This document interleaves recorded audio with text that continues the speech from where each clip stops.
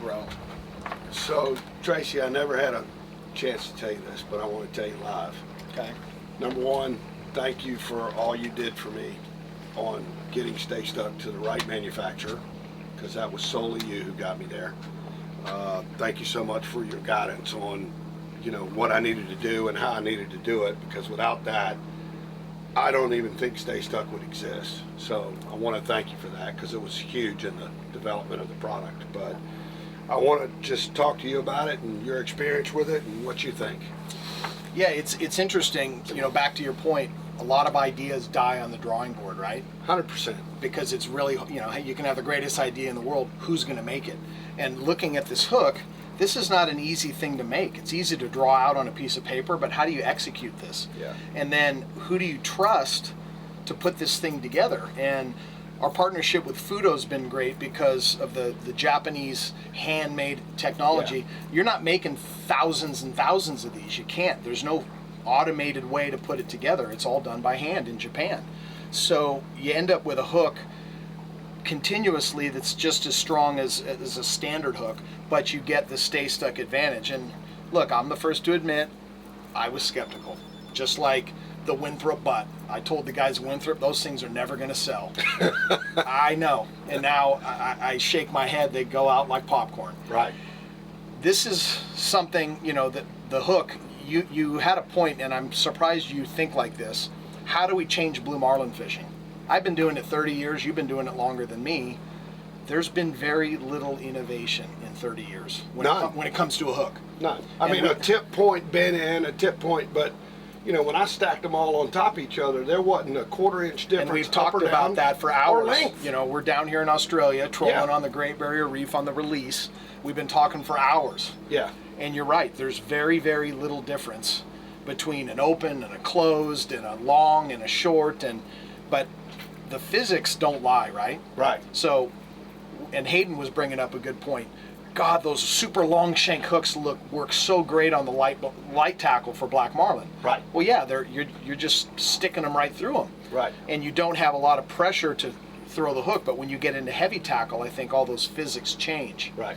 So this has been pretty game changing, and I remember when we first started getting this going, and now that we're selling some hooks, what do you want? As a retailer, you want feedback. As a manufacturer, you want feedback. I remember you're calling me every day.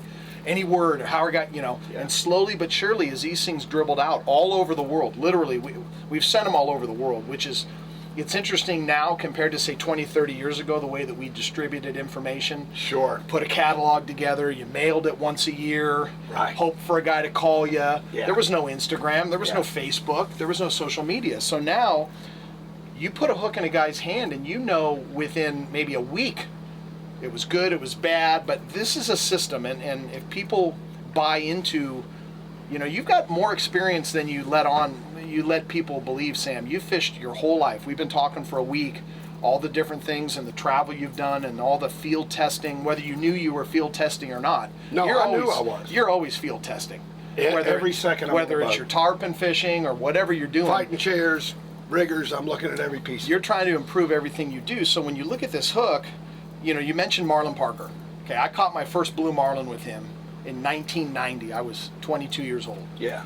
And I remember the hook, and it was a 77-31 on a live bait, nothing fancy. Here we are 30 years later, we're still using the same hook.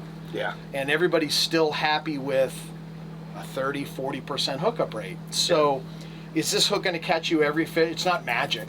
Yeah. No. Oh, I missed a hook. People get upset. I missed a fish. Yeah. You're going to miss some. Yeah.